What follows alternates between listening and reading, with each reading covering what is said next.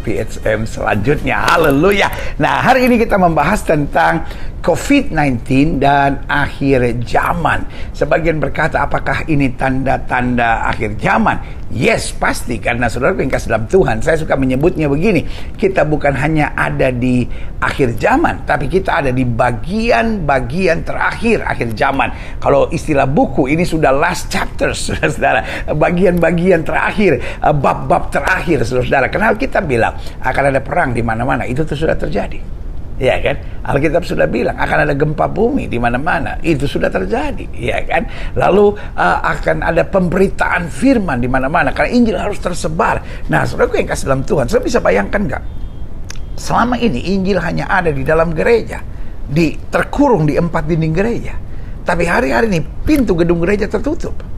Injil di mana? Injil di udara.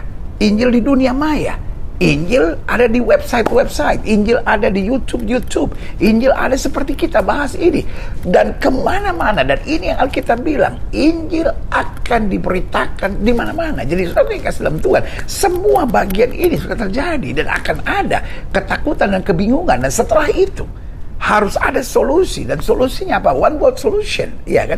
Dunia akan diatur oleh satu kepemerintahan. Nah, kemudian saudara, di situ akan dikatakan baru kemudian akan terjadi damai-damai, dan pada saat itu di situ akan terjadi kesudahannya. Nah, saudara yang kasih dalam Tuhan, tanda-tandanya makin jelas. Lalu mungkin saudara berkata, nah, apa hubungannya COVID ini? Nah, izinkan saya membaca buat saudara sekalian dari Lukas pasal 21. Lukas pasal 21 bilang begini, dan akan ada tanda-tanda pada matahari dan bulan dan bintang-bintang. Dan di bumi bangsa-bangsa akan takut dan bingung menghadapi deru dan gelora laut. Orang akan mati ketakutan karena kecemasan berhubung dengan segala apa yang menimpa bumi ini. Sebab kuasa-kuasa langit akan goncang.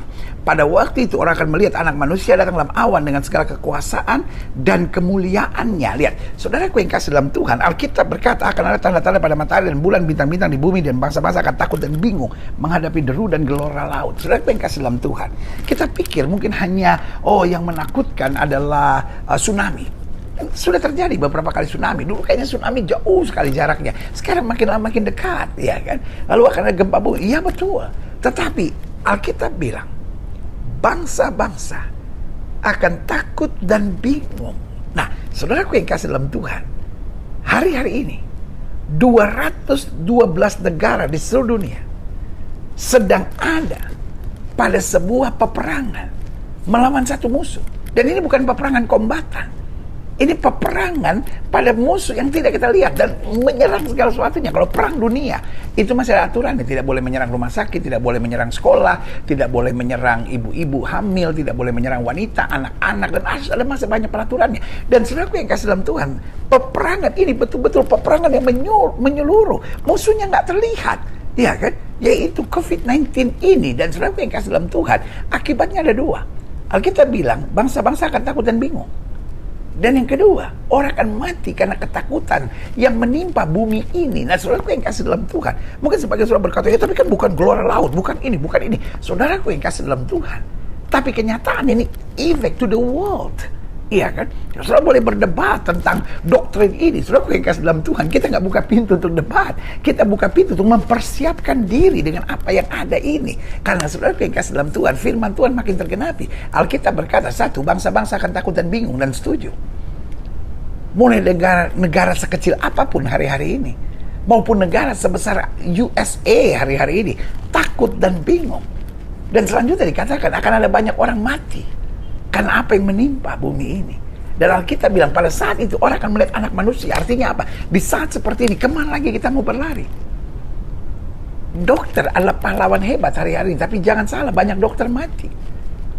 Teknologi hebat, tapi banyak teknologi juga meninggal, saudara. Kenapa? Karena teknologi nggak bisa menjadi jawaban. Meskipun teknologi coba mengurai tentang COVID-19 ini, saudaraku yang kasih dalam Tuhan, di saat seperti ini, orang hanya bisa mengarahkan pandangannya kepada Kristus, mengarahkan pandangannya kepada Tuhan. Jadi saudaraku yang kasih dalam Tuhan, kalau saudara bertanya sama saya, pelajaran apa yang kita bisa ambil dari PHM hari ini? Yang pertama, suka atau tidak suka, kita sedang berada di bagian terakhir akhir zaman. Yang kedua, sudah dinubuatkan banyak orang ketakut dan bingung dan mati ketakutan dan kecemasan berhubung apa yang terjadi. Nah, kita harus sebaliknya. Alkitab bilang umat yang mengenal Allahnya akan tetap kuat dan bertindak. Artinya saudara jangan terpancing. Iblis mau saudara takut. Iblis mau saudara khawatir. Iblis mau saudara cemas. Sehingga kehilangan kebahagiaan keluarga saudara. Kehilangan sukacita dalam hidup saudara. Tapi hari ini bilang dalam nama Yesus. Roh di dalam saya lebih besar dari roh yang dalam dunia ini. I know my God is in control. Saya tahu Tuhan saya ngatur segala sesuatu. Dan saya dijaga, saya dilindungi. Dan yang terbaik Tuhan sediakan buat saya. Lalu yang ketiga. Berarti ini saatnya kita hidup mempersiapkan kedatangan Yesus kembali. Karena saudara yang kasih dalam Tuhan, kadang-kala kita lengah, kita hanya sibuk cari berkat, kita hanya sibuk cari mujizat dalam hidup kita. Tidak salah, berkat dan mujizat adalah bagian dari perjanjian Tuhan. Tapi yang paling penting kata Alkitab, cari dahulu kerajaan Allah serta kebenarannya, maka semuanya akan ditambahkan kepadamu. Tinggalkan dosa, hidup dalam kekudusan. Lalu yang keempat, mulai bangun keluarga kita penting. Karena saudaraku yang kasih dalam Tuhan, biarlah keselamatan berlaku seperti pada zaman Nuh. Alkitab berkata, Nuh, istrinya, anaknya, menantunya diselamatkan Tuhan. Jadi saudara yang kasih dalam Tuhan, ini waktunya kita kembali membangun keluarga kita. Adik-adik muda, jangan hidup dalam perzinahan. Adik-adik muda, jangan pacaran sama orang yang tidak seiman. Adik-adik muda, pastikan persiapkan hidup kalian benar di hadapan Tuhan. Dan kepada ayah-ayah, kepada setiap suami, jadi suami yang baik.